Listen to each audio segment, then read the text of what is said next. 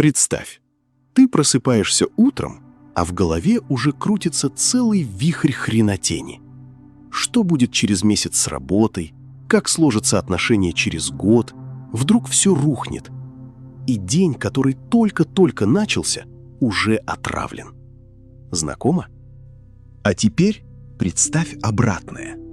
Ты закрываешь тяжелые железные двери за вчерашними ошибками и не пускаешь внутрь туманное завтра. Остается только сегодняшний день. Чистый, герметичный отсек. И в нем ты живешь по-настоящему. Именно это имел в виду Дейл Карнеги, когда рассказывал про принцип отсека сегодняшнего дня. Он ссылался на знаменитого врача сэра Уильяма Ослера, который советовал «живите в герметичном отсеке сегодняшнего дня». Это не поэтическая метафора, а жесткая рабочая инструкция. Представь корабль. Во время шторма матросы задраивают переборки, чтобы вода не залила все судно. Одна пробоина — и тонет весь корабль. Так же и с нашей жизнью. Прошлое уже случилось, его не переиграешь. Будущее еще не наступило, и мы не можем его контролировать. А вот сегодняшний день — это единственное пространство, где ты реально можешь что-то сделать. Многие мудрецы говорили об этом задолго до Карнеги. Марк Аврелий, римский император и стоик, писал: «Никогда не позволяй будущему тревожить тебя. Если придется с ним встретиться, ты встретишь его с тем же оружием разума, которым сегодня вооружен против настоящего». Он понимал, беспокойство о завтрашнем дне крадет энергию у сегодняшнего. Практически это работает так. Утром ты садишься и честно говоришь себе: «Сегодня я живу только в этом дне. Вчерашние косяки я оставил позади. Завтрашние страхи пусть подождут». И начинаешь действовать. Не «я должен когда-нибудь разобраться с финансами», а «сегодня я разберу вот эти 3 бумажки». Не «я когда-нибудь начну заниматься спортом», а «сегодня я выйду на 30-минутную прогулку». Это не значит, что ты игнорируешь будущее. Ты просто перестаешь жить в нем. Планируй, готовься, но не проживай заранее все возможные катастрофы. Большинство из них никогда не случится. А те, что случатся, ты встретишь уже с новыми силами, потому что не растратил их заранее. Теперь давай перейдем к тому, как это реально применять каждый день, чтобы не осталось пустых слов. Самый простой и мощный прием — вечерний ритуал. Перед сном закрой глаза и мысленно скажи: «День окончен.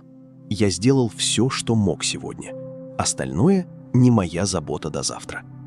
Это как повернуть ключ в замке той самой железной двери. Карнеги приводил историю людей, которым этот подход буквально спас жизнь от нервного срыва.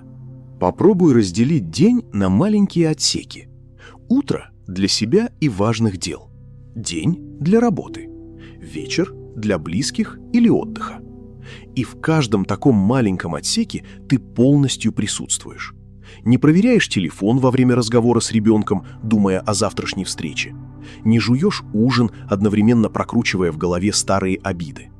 Эпиктет, другой великий стоик, учил: сосредоточься на том, что в твоей власти. А в твоей власти только настоящее действие. Все остальное — мнение, страх, надежда — это не твое. Когда ты ловишь себя на мыслях «а вдруг?», мягко возвращай внимание сюда.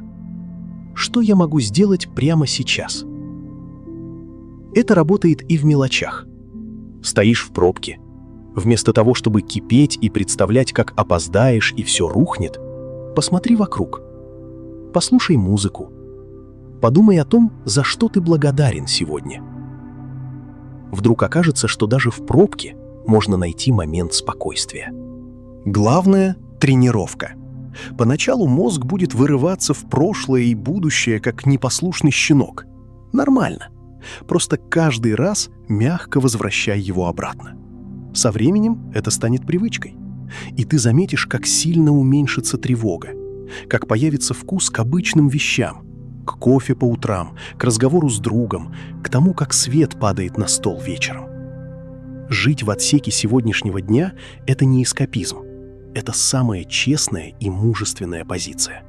Ты берешь на себя ответственность только за то, что реально можешь изменить, за этот самый день. И парадокс в том, что именно так ты лучше всего готовишь себя к будущему. Потому что человек, который полностью проживает сегодня, накапливает силу.